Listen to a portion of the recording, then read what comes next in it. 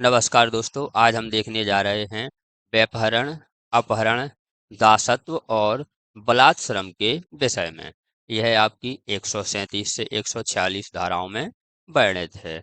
यह आपका भारतीय न्याय संहिता जो आपकी आईपीसी की जगह आई है, भारतीय न्याय संहिता 2023 शॉर्ट नाम बीएनएस है, उसका अध्याय 6 में दिया गया है। जो आपकी बीएनएस है उसमें 20 अध्याय हैं, धाराएं इसमें 358 हैं और 45वें नंबर के क्रमांक है।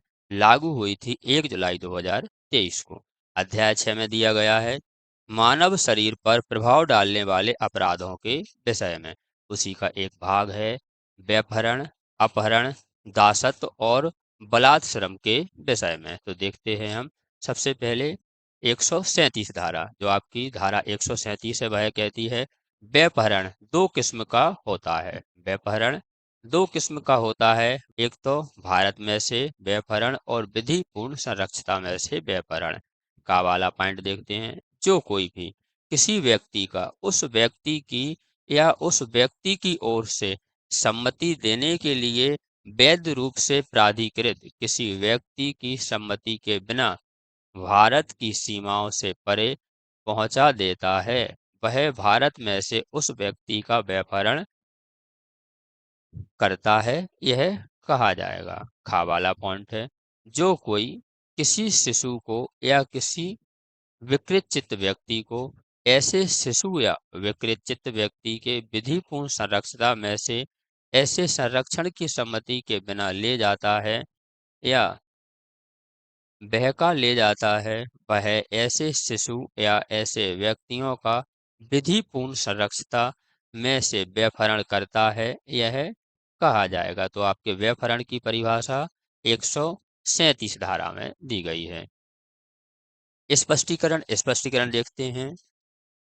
इस खंड में विधिपूर्ण संरक्षण शब्द के अंतर्गत ऐसा व्यक्ति आता है जिस पर ऐसे शिशु या अन्य व्यक्तियों की देखरेख या अभिरक्षा का भार विधि पूर्वक किया गया है। अपवाद देखते हैं इसका। इस खंड का विस्तार किसी ऐसे व्यक्ति के कार्य पर नहीं है। इस खंड का विस्तार किसी ऐसे व्यक्ति के कार्य पर नहीं है जिसे सद्भावना पूर्वक यह विश्वास है कि वह विधि अर्धधर्मज शिशु का पिता है, या ऐसे सद्भावना पूर्वक यह विश्वास है कि वह ऐसे शिशु की विधि पूर्ण अभिरक्षा का हकदार है, जब तक कि ऐसा कार्य नैतिक, अनैतिक या विधि विरुद्ध प्रयोजन के लिए ना किया जाए। नेक्स्ट वाला पॉइंट देखते हैं। जो कोई भी भारत में से या विधिपूर्ण संरक्षण में से किसी व्यक्ति का जो कोई भी भारत में से या विधिपूर्ण संरक्षण में से किसी व्यक्ति का व्यभिचारण करता है, वह दोनों में से किसी भांति के कारावास से जिसकी अवधि 7 वर्ष तक की हो सकेगी, दंडित किया जाएगा और जुर्माने का भी दायी होगा। धारा 138 क्या कहती है? जो कोई किसी व्यक्ति को किसी स्थान से जाने के लिए बल द्वारा विवश करता है, जो कोई किसी व्यक्ति को किसी स्थान से जाने के लिए बल द्वारा विवश करता है या किन्हीं छल युक्त उपायों द्वारा उत्प्रेरित करता है, वह उस व्यक्ति का व्यभिचारण करता है, यह कहा जाएगा। 139 जो कोई भी किसी शिशु का इसलिए व्यभिचारण करता है या शिशु का विधिपूर्ण संरक्षण स्वयं न करते हुए शिशु की अभिरक्षा इसलिए अभिप्राप्त करता है कि ऐसे शिशु भीख मांगने के प्रयोजन के लिए नियोजित या प्रयुक्त किए जाएं, वह कठिन कारावास से जिसकी अवधि 10 वर्ष से कम नहीं होगी किंतु जो आजीवन कारावास तक हो सकेगी, दंडित किया जाएगा और जुर्माने का भी दायी होगा। पॉइंट दूसरा देखते हैं। जो कोई भी किसी शिशु को विकलांग इसलिए करता है जो कोई भी किसी शिशु को विकलांग इसलिए करता है कि ऐसा शिशु भीख मांगने के प्रयोजनों के लिए नियोजित या प्रयुक्त किया जाए, वह कारावास से जिसकी अवधि 20 वर्ष से कम नहीं होगी। जो कोई भी किसी शिशु को विकलांग करता है, भीख मांगने के प्रयोजन से उसका जो कारावास है उसकी अवधि 20 वर्ष से कम नहीं होगी, किंतु जो आजीवन कारावास जिससे उस व्यक्ति को शेष प्राकृत जीवन के लिए कारावास अभिप्रेत है। शेष प्राकृतिक जीवन के लिए यानी जब तक जिंदा है, जब तक वह जेल में रहेगा। जो भी ऐसा गुनाह करता है तक की हो सकेगी और जुर्माने से भी दंडित किया जाएगा। नेक्स्ट देखते हैं तीसरा वाला पॉइंट। जहां कोई व्यक्ति जो शिशु का विधिपूर्ण संरक्षण नहीं है, उस शिशु को भीख मांगने के प्रयोजन के लिए नियोजित या प्रयुक्त करता है, वहां जब तक कि उसके प्रतिकूल साबित न किए जाएं, यह उपधारणा की जाएगी कि उसने उस उद्देश्य से उस शिशु का व्यभिचार किया था या अन्यथा उसकी अभिरक्षा अभिप्राप्त की थी कि वह शिशु भीख मांगने के प्रयोजन के लिए नियोजित या प्रयुक्त किए जाएं। नेक्स्ट पॉइंट देखते हैं चौथा।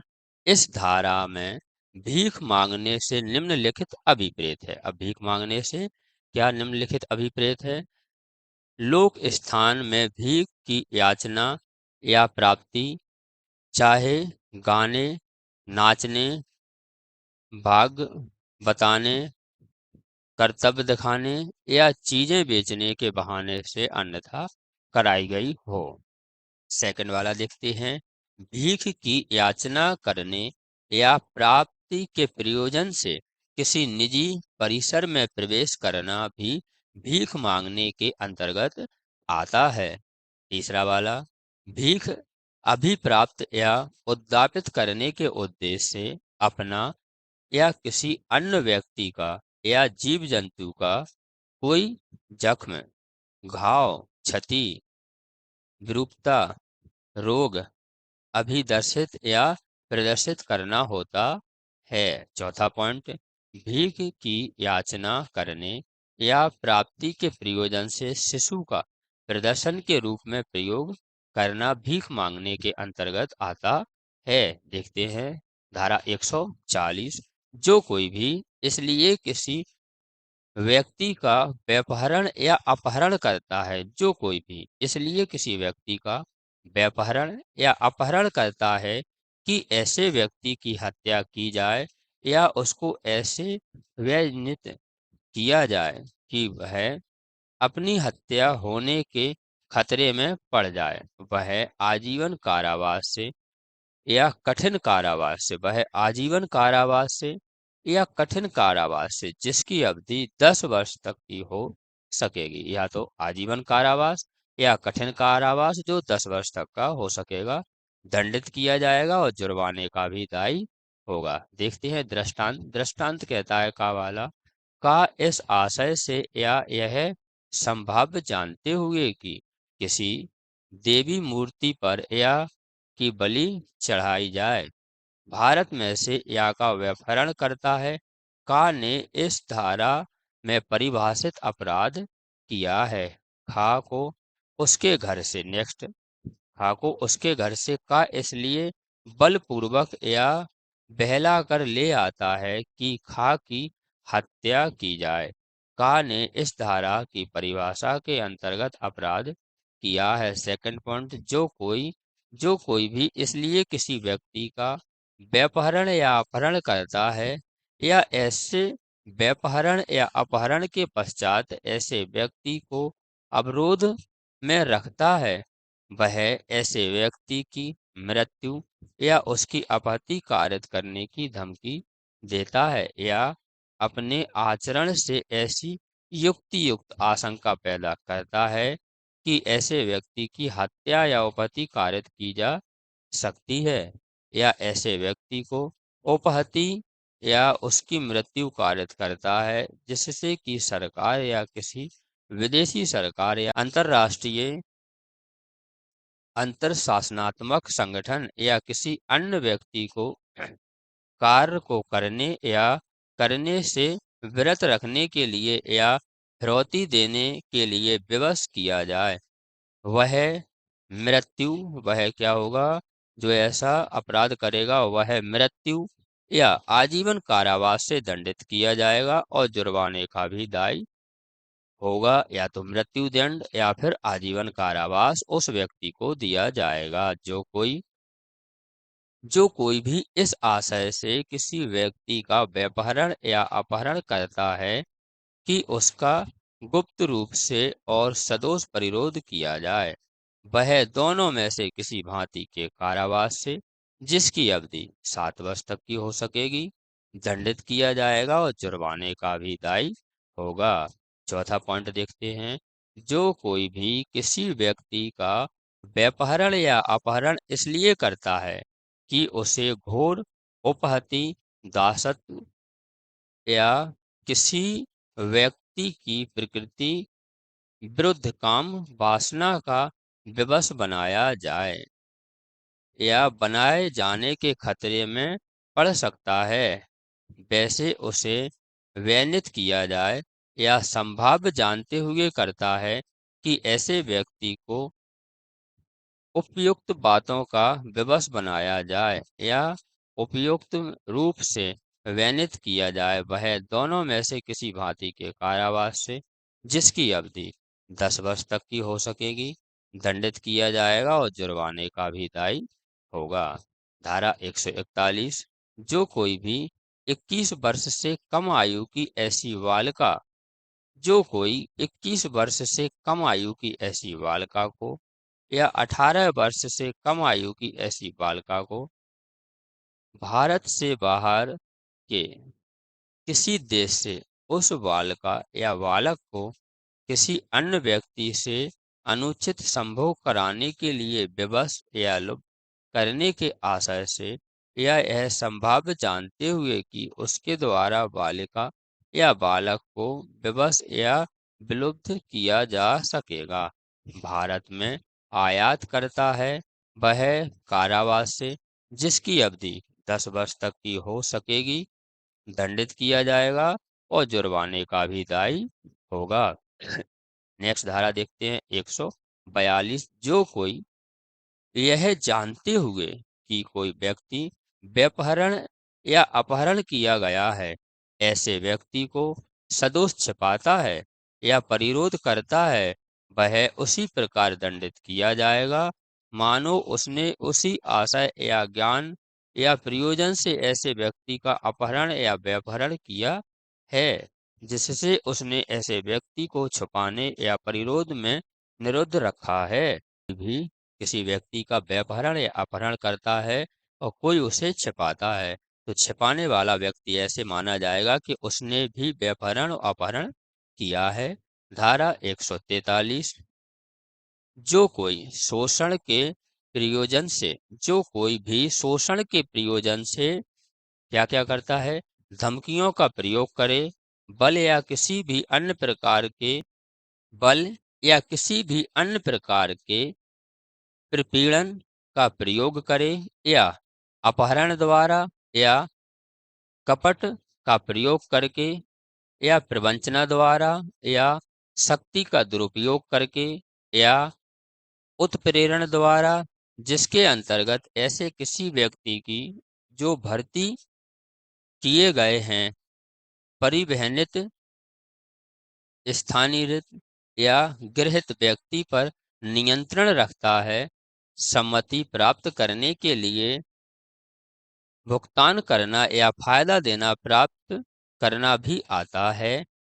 किसी व्यक्ति का या किन्हीं व्यक्तियों को भर्ती कराता है, परिवहनित करता है, संश्रय देता है, स्थानांतरित करता है या गृहीत करता है, वह दुर्व्यापार का अपराध करता है। स्पष्टीकरण 1 देखते हैं।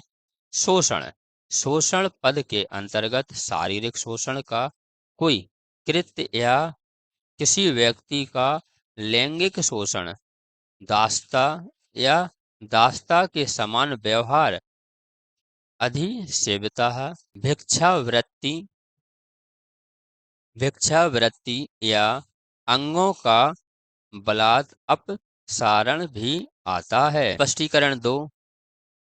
दुर्व्यापार के अपराध के अवधारणा में पीड़ित की सम्मति महत्वहीन है।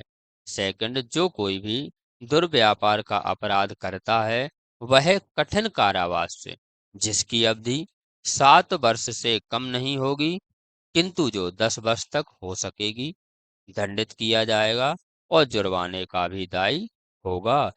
जहां अपराध में एक से अधिक व्यक्तियों का दुर्व्यापार अंतर्वलित है, वहां यह कठिन कारावास से, जिसकी अवधि 10 वर्ष से कम नहीं होगी किंतु जो आजीवन कारावास तक हो सकेगी, दंडित किया जाएगा और जुर्माने का भी दायी होगा। जहां अपराध में किसी शिशु या दुर्व्यापार अंतर्वलित है, वहां पर कठिन कारावास से, अगर यही शिशु के साथ होता है तो कठिन कारावास से जिसकी अवधि 10 वर्ष से कम नहीं होगी किंतु जो आजीवन कारावास तक की हो सकेगी, दंडित किया जाएगा और जुर्माने का भी दायी होगा। पांचवा पॉइंट देखते हैं, जहां अपराध में एक से अधिक शिशु का दुर्व्यवहार अंतर्वलित है, वहां पर कठिन कारावास से जिसकी अवधि 14 वर्ष से कम नहीं होगी और आजीवन कारावास हो सकेगी, दंडित होगा और जुर्माने से भी दंडित किया जाएगा। एक से अधिक शिशु के साथ ऐसा करता है तो 14 साल से कम नहीं होगा और आजीवन कारावास तक दिया जाएगा। यदि किसी व्यक्ति को किसी शिशु का एक से अधिक अवसरों पर दुर्व्यापार किए जाने के अपराध के लिए सिद्ध दोष ठहराया जाता है तो ऐसे व्यक्ति आजीवन कारावास से, यदि किसी शिशु को एक से अधिक अवसरों पर दुर्व्यापार किए जाने के लिए सिद्ध ठहराया जाता है तो आजीवन कारावास, जिससे उस व्यक्ति के शेष प्राकृतिक जीवन काल के लिए कारावास अभिप्रेत होगा, से दंडित किया जाएगा और जुर्माने का भी दायी होगा। जहां कोई लोक सेवक या कोई पुलिस अधिकारी किसी व्यक्ति के दुर्व्यापार में अंतर्वलित है, वहां ऐसे लोक सेवक या पुलिस अधिकारी आजीवन कारावास से, जिससे उस व्यक्ति के शेष प्राकृतिक जीवन काल के लिए कारावास होगा। यदि लोक सेवक या पुलिस अधिकारी इसमें शामिल है तो आजीवन कारावास जो किस प्रकार का होगा, शेष प्राकृतिक जीवन काल के लिए पूरा जीवन जेल में बीतेगा, कारावास से अभिप्रेत होगा, दंडित किया जाएगा और जुर्माने का भी दायी होगा। धारा 144, जो कोई यह जानते हुए या इस बात का विश्वास का कारण रखते हुए कि किसी शिशु का दुर्व्यापार किया गया है, ऐसे शिशु को किसी भी रीति में लैंगिक शोषण के लिए रखता है, वह कठिन कारावास से, लैंगिक शोषण में रखता है तो कठिन कारावास से, जिसकी अवधि 5 वर्ष से कम नहीं होगी किंतु जो 10 वर्ष तक हो सकेगी, दंडित किया जाएगा और जुर्माने का भी दायी होगा। नेक्स्ट पॉइंट, जो कोई भी यह जानते हुए या इस बात का विश्वास करने का कारण रखते हुए कि किसी व्यक्ति का दुर्व्यवहार किया गया है, ऐसे व्यक्ति को किसी भी रीति में, किसी भी रीति से लैंगिक शोषण के लिए रखना, वह कठिन कारावास से, जिसकी अवधि 3 वर्ष से कम नहीं होगी किंतु जो 7 वर्ष तक हो सकेगी, दंडित किया जाएगा और जुर्माने का भी दायी होगा। धारा 145, जो कोई भी अभ्यासतः दासों को आयात करता है, निर्यात करता है, अपसारित करता है, खरीदता है, बेचता है या उनका दुर्व्यापार करता है या व्यवहार करता है, वह आजीवन कारावास से या दोनों में से किसी भांति के कारावास से, जिसकी अवधि 10 वर्ष से अधिक नहीं होगी, दंडित किया जाएगा और जुर्माने का भी दायी होगा। धारा 146 और लास्ट धारा, जो कोई किसी व्यक्ति को उस व्यक्ति की इच्छा के विरुद्ध श्रम करने के लिए विधि विरुद्ध तौर पर विवश करता है वह दोनों में से किसी भांति के कारावास से जिसकी अवधि 1 वर्ष से कम नहीं होगी या जुर्माने से या दोनों से दंडित किया जाएगा। अगली वीडियो में हम देखेंगे अध्याय 7 राज्य के विरुद्ध अपराधों के विषय में। तो यह रही आपकी संपूर्ण जानकारी। यह रही आपकी व्यपहरण, अपहरण, दासत्व और बलात् श्रम के विषय में संपूर्ण जानकारी। ऐसी ही वीडियो प्राप्त करने के लिए आप हमारे चैनल को सब्सक्राइब कर लीजिए, जिससे सबसे पहले आप तक जानकारी पहुंच सके। वीडियो अच्छी लगे तो लाइक, शेयर, कमेंट करना। हम लॉ और इंग्लिश से संबंधित क्लास लाते रहते हैं। वीडियो देखने के लिए थैंक यू।